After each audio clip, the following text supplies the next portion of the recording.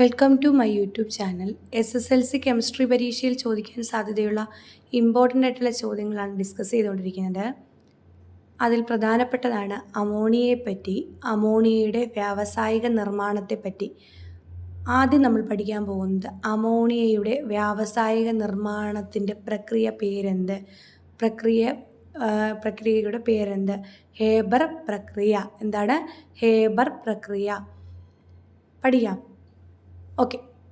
ഉന്നത മർദ്ദത്തിലും താപനിലയിലും നൈട്രജനും ഹൈഡ്രജനും 1:3 അനുപാതത്തിൽ സംയോജിപ്പിച്ചാണ് ഈ പ്രക്രിയയിൽ അമോണിയ നിർമ്മിക്കുന്നത്.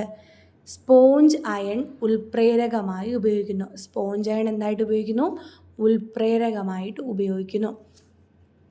N2 gas plus 3H2 gas gives 2NH3 gas plus താപം.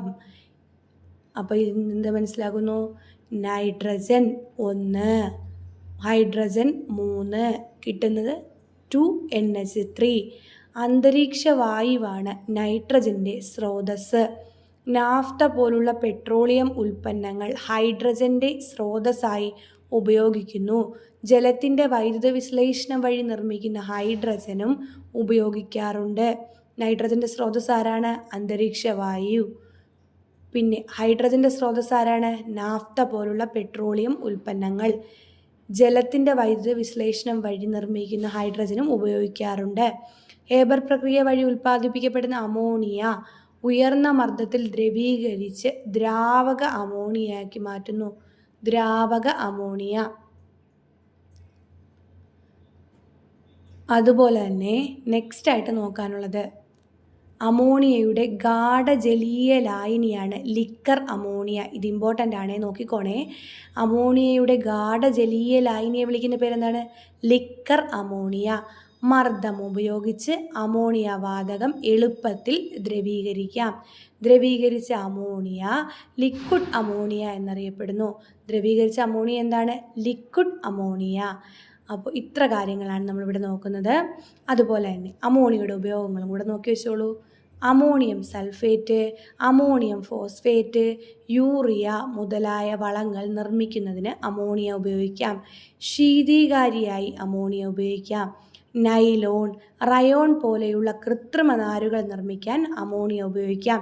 പെട്രോളിയം ശുദ്ധീകരണ പ്രക്രിയയിൽ അമോണിയ ഉപയോഗിക്കാം. നൈട്രിക് ആസിഡ് വ്യാവസായികമായി നിർമ്മിക്കുന്ന ഓസ്റ്റ് വാൾഡ് പ്രക്രിയയിലും പ്രധാന അസംസ്കൃത വസ്തുവായി അമോണിയ നിർമ്മിക്കാം.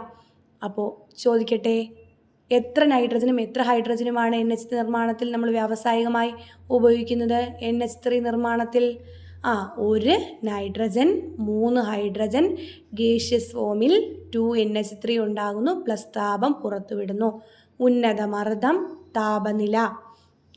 ആരാണ് ഉൽപ്രേരകം? Sponge iron. അന്തരീക്ഷ വായുവാണ് നൈട്രജൻ്റെ സ്രോതസ്സ്. പെട്രോളിയം ഉൽപ്പന്നങ്ങൾ, നാഫ്ത പോലുള്ള പെട്രോളിയം ഉൽപ്പന്നങ്ങളാണ് ഹൈഡ്രജൻ്റെ സ്രോതസ്സ്. എന്താണ് ലിക്വിഡ് അമോണിയ? എന്താണ് ലിക്വർ അമോണിയ? അമോണിയയുടെ ഗാഢജലീയ ലായനിയാണ് ലിക്വർ അമോണിയ. അത് നമുക്ക് മർദ്ദം ഉപയോഗിച്ച് അമോണിയ വാതകം എളുപ്പത്തിൽ ദ്രവീകരിക്കാം.